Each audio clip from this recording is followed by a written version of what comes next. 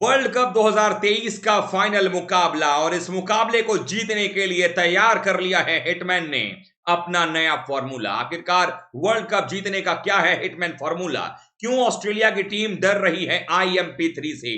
क्या है IMP3 जो खेमे में ऑस्ट्रेलिया के डर फैला रहा है? और कैसे गिल, स्काई और जडेजा पर वो कौन सा फैसला रोहित ने किया है, हम बताएंगे इस वीडियो में आगे। अगर आपको वीडियो पसंद आए तो वीडियो को लाइक कीजिएगा, शेयर कीजिएगा अपने दोस्तों में, और चैनल पर अगर आप नए हैं तो क्रिक रोस्ट की फैमिली में सब्सक्राइब का बटन दबा करके अभी शामिल हो सकते हैं। आपका मैं स्वागत करता हूं, क्योंकि यहां पर मिलता है आपको लगातार हर मैच के साथ pre match, mid inning, post match show और रिसर्च बेस्ड कंटेंट। तो चलिए वीडियो को शुरू करते हैं और जानते हैं कि क्या है IMP3 और रोहित शर्मा का फॉर्मूला वर्ल्ड कप जीतने का।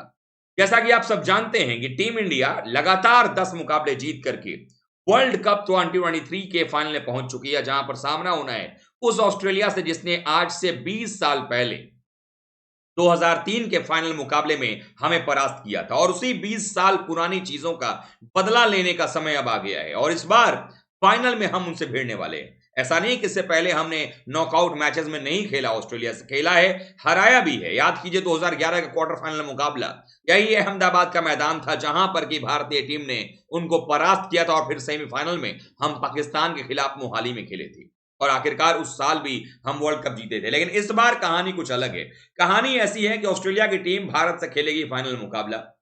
अहमदाबाद का मैदान है जो सज धज कर 1,30,000 से भी ज्यादा लोगों को अपने अंदर बाहों को फैला करके समेटने के लिए तैयार है। और पूरी तैयारी कर ली गई है, लेकिन तैयारी किस चीज के लिए है? तैयारी इस बात के लिए है कि भारतीय टीम किस तरीके से वर्ल्ड कप जीतेगी। और इस वर्ल्ड कप को जीतने के लिए रोहित शर्मा का हिटमैन फॉर्मूला तैयार हो गया है। अब आपने समझा होगा जरूर कि आखिरकार ये हिटमैन फॉर्मूला क्या है।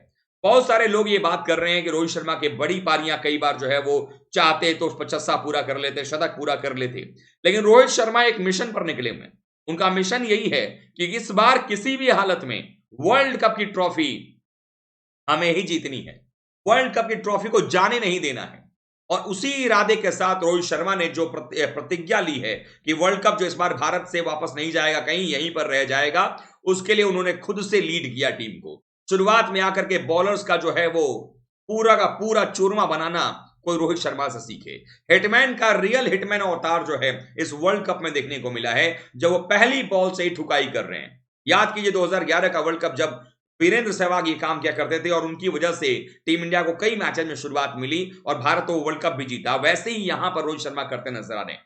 लेकिन अब आखिरी समय है, इस मैच में अगर आपने अपना पलड़ा भारी रखा तो वर्ल्ड कप जो है वो आपका होगा। और इसी को लेकर के हिटमैन ने एक नया फॉर्मूला तैयार किया है। फॉर्मूला नंबर 1 कि भारतीय टीम बिना डरे सहमे, बिना टॉस का परवाह किए हुए कि हम पहले बैटिंग कर रहे हैं या हम बाद में बैटिंग कर रहे हैं, उसकी तैयारी की जा रही है। पहली तैयारी यह है कि भारतीय टीम के लिए जो दोनों ओपनर्स होंगे, खुद हिटमैन यानी रोहित शर्मा और शुभमन गिल, ये दोनों बल्लेबाज मिलकर पहले 10 ओवर में सामने वाले गेंदबाजों को बैकफुट पर धकेलेंगे। ये रोहित शर्मा का ये फरमान है कि पहला काम उनका यही होगा कि जाने के साथ ही जो सामने वाली गेंदबाजी आक्रमण है, उनके गेंदबाजों का लाइन लेंथ जो है वो बिल्कुल अस्त व्यस्त कर देना है। यानी कि अगर कोई गेंदबाज एक टप्पे पर डालना चाहता है, जैसे कि उनके पास जॉश हेजलवुड है या मिचेल स्टार्क है, उनको कदमों का इस्तेमाल करके या जिस तरीके से भी अटैक करके, काउंटर अटैक उनके ऊपर करके उनकी गेंदबाजी लाइन को या उनकी जो लेंथ है उसको बिगाड़ देना है। और ये काम रोहित शर्मा अभी तक 10 मैच में करते आए हैं और 11वें मुकाबले में भी करने के लिए बिल्कुल तत्पर नजर आ रहे हैं। साथ ही साथ उन्होंने साफ तौर पर जो प्लान बनाया है उसके मुताबिक उन्होंने गिल, स्काई और जडेजा को भी शामिल किया इस प्लान में। अब क्या प्लानिंग है आप सुने। रोहित शर्मा का यह मानना है कि जो अभी तक हम करते आए हैं, और चूंकि गिल ने सेमीफाइनल मैच में 80 रन की पारी खेली है, जडेजा ने उसके पहले 15 बॉल में 29 रन की पारी खेली थी, स्काई की बल्लेबाजी हुई उतनी आई नहीं है या उतनी गेंदें खेलने को मिली नहीं है, लेकिन हम सब जानते हैं कि सूर्य कुमार यादव कितने इंपॉर्टेंट फैक्टर हो सकते हैं इस वर्ल्ड कप के लिए। और आपको याद होगा जब एकाना में इंग्लैंड के खिलाफ हमारी टीम फंस गई थी तो रोहित शर्मा ने 86 की रन की पारी खेली और सूर्य कुमार यादव ने बड़े इंपॉर्टेंट 49 रन बनाए थे, जिसके दम पर भारत 229 पर पहुंचा था। और इन तीनों के लिए एक अलग रुतबा दिखाने के लिए और एक समय है जो कि फाइनल में आपको दिखाना है, उसके लिए रोहित ने प्लानिंग की है।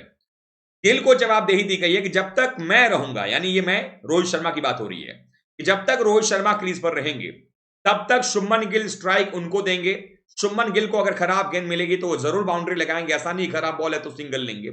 जहां पर लगेगा शुभमन को ये शॉट लगाने का है वो लगाएंगे, लेकिन ज्यादातर जो स्ट्राइक का हिस्सा होगा पावर प्ले में, जब दो ही खिलाड़ी 30 गज के दायरे के बाहर बाउंड्री लाइन पेट्रोलिंग करेंगे तो वो काम रोहित शर्मा करेंगे। और रोहित शर्मा ने अपने ऊपर जो जिम्मेदारी ली है वो पहली जिम्मेदारी यही है कि मैं सामने वाले गेंदबाजों को तहस नहस करूंगा, जिससे सामने वाली जो टीम है वो बैकफुट पर चली जाएगी। और पहले 10 ओवर में अगर रोहित शर्मा 10 ओवर तक रह गए तो भारतीय टीम का स्कोर 90 के आसपास पहुंच जाएगा।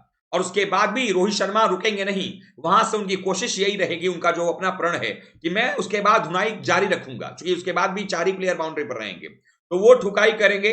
15वें ओवर तक भी अगर रोहित शर्मा आउट हो जाते हैं, 10 से 15 के बीच में आउट हो जाते हैं, तो विराट को जिम्मेदारी दी गई है कि भाई आप जाकर के एक छोर संभालोगे, 50 ओवर तक खेलोगे और शुभमन गिल वहां से जो बैटन है अटैक करने का वो शुभमन गिल ले लेंगे, जिसकी एक झलक आपने सेमीफाइनल मैच में देखी होगी अगेंस्ट द न्यूजीलैंड। अब ऐसे में शुभमन गिल वहां से वो काम करेंगे जिसमें सिंगल डबल के साथ उनका ये काम होगा कि हर ओवर में एक बाउंड्री कैसे निकाली जाए, ये तरकीब निकालेंगे वहां पर शुभमन गिल। लेकिन इसी बीच वो काम जो शुभमन कर रहे थे, रोहित के रहते, वो काम विराट कोहली करेंगे। अगर उनको अगर मिल जाएगा कोई बॉल तो विराट कोहली भी जो है वो शॉट लगा सकते हैं, लेकिन विराट कोहली को खास जिम्मेदारी दी जाएगी कि आप 50 ओवर तक ही गेम को खेलें, आपको शॉट लगाने की जरूरत नहीं है, आप अपने पेस पर खेलें, जो आपका ट्रेडिशनल अंदाज है उस पर ही खेलें, वो टीम के लिए बेहतर है। और शुभमन वहां से ठुकाई करेंगे और कोशिश ये भी करेंगे शुभमन गिल की एक्स्ट्रा एग्रेसिव ना हो, जैसे रोहित कर रहे हैं काम, उतना ना करके वो आराम से हर ओवर में अगले 20 ओवर तक, यानी कि रोहित के आउट होने के बाद अगले 20-25 ओवर तक, या यूं कहें कि पारी के 35वें ओवर तक टारगेट ये है टीम इंडिया का कि अगला विकेट ना गिरे और दोनों बल्लेबाज मिलकर के एक बड़ी साझेदारी बनाए, उसमें 6 रन 7 रन प्रति ओवर बनाया जाए। और इसमें पिच का कंडीशन बड़ा इंपॉर्टेंट हो जाता है कि पिच क्या अलाउ कर रही है आपको बड़े आसानी से चौका लगाने के लिए। अगर नहीं कर रही है तो आप 5 रन 6 रन बनाते जाओ। और अगर भारतीय टीम के लिए ये दोनों बल्लेबाज विराट और शुभमन गिल 30वें ओवर तक रह जाते हैं तो उसके बाद शुभमन गिल फिर और फ्लैशी खेलेंगे, बेहतरीन खेलेंगे।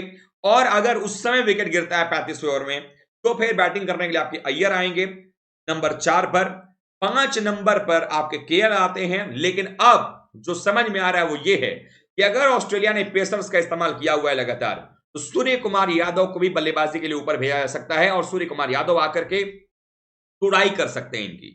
हालांकि ऐसा संभावना कम है क्योंकि केएल राहुल ने भी वैसी लगातार बैटिंग की है, उनको सिचुएशन का बड़ा अच्छा अंदाजा है, तो स्पिनर्स हो पेसर्स हो सबको अच्छे से केएल राहुल खेलते हैं। तो केएल राहुल को नंबर 5 पर अगर भेजा जाता है, जो आते भी हैं, तो वो भी अब गेम को उस हिसाब से चला सकते हैं, जहां लगेगा अब तेजी दिखानी है वहां तेजी दिखाएंगे।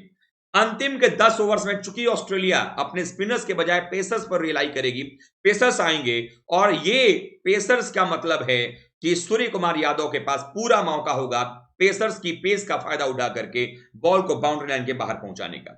ऐसे में सूर्य कुमार यादव और जडेजा को जो जिम्मेदारी दी गई है वो ये दी गई है कि अंतिम के 10 ओवर में जिस भी मोड़ पर आपको बैटिंग मिलती है, आप अपनी बैटिंग से तहलका मचा दें सामने वाली टीम के ऊपर में, हमला बोल दें सामने वाली टीम के ऊपर में। और इसकी अच्छी खासी प्रैक्टिस जो है वो जडेजा ने करके रखी हुई है। सूर्य कुमार यादव को बहुत मौका मिला नहीं है, लेकिन सूर्य कुमार यादव जैसी बैटिंग करते हैं, हम सबको मालूम है कि वो आने के साथ ठुकाई करना शुरू कर देंगे। अगर वो अंतिम के 10 ओवर में आते हैं, यानी 41वें 42वें ओवर में उनको मौका मिलता है नंबर 6 पर बैटिंग करने का, तो वहां से वो एक आधा ओवर देख भी लेंगे, आराम से रन भी बना लेंगे और फिर बाद में पेस अपना बढ़ा लेंगे। लेकिन अगर वो अंतिम के 5 ओवर में आते हैं तो फिर तो आने के साथ ही धुलाई होगी।